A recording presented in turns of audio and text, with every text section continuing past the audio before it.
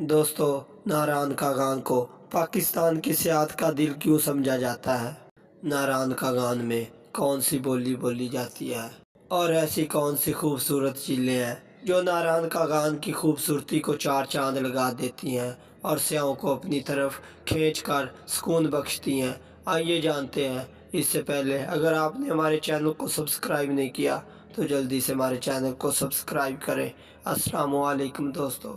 پاکستان کے شمالی علاقے اپنی خوبصورتی اور قدرتی حسن کے باعث دنیا بھر میں مشہور ہیں۔ انہی میں ایک نام ہے ناران کاغان کا۔ برف پوش پہاڑوں، نیلی جھیلیں، سرسبز وادیاں اور ٹھنڈی ہوائیں۔ یہ وادی کسی جنت سے کم نہیں۔ کاغان وادی کی تاریخ صدیوں پرانی ہے۔ یہ علاقہ گزرے وقتوں میں تجارتی راستوں کا حصہ رہا۔ بدھ مت دور میں یہاں خانقاہیں اور مندر موجود تھے، جن کے آثار آج بھی کہیں نہ کہیں دیکھے جا سکتے ہیں۔ دوستو، ناران کاغان کا ذکر ہو اور جھیل سیف الملوک کا تذکرہ نہ ہو، یہ واقعہ نہیں۔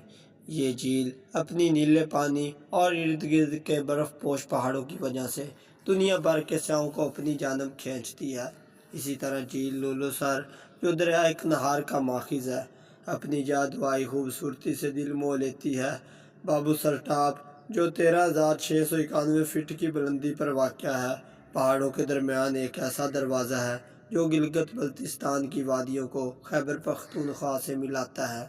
کاغان وادی کی روح دریائے کنہار ہے۔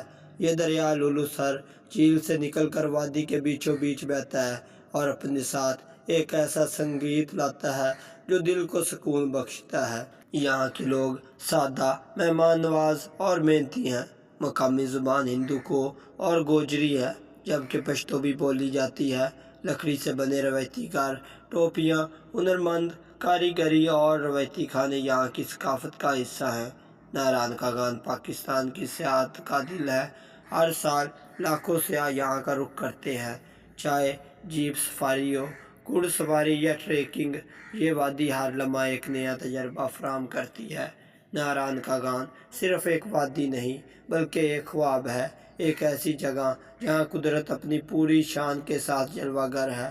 اگر پاکستان کو جنت کہا جائے تو ناران کاغان اس جنت میں سب سے حسین گوشہ ہے۔ مزید آپ ناران کاغان کے بارے میں کیا جانتے ہیں؟ اپنی رائے کا اظہار ضرور کریں۔ چینل کو سبسکرائب کرنا اور ویڈیو کو لائک کرنا کبھی نہ بھولیں۔ جزاک اللہ۔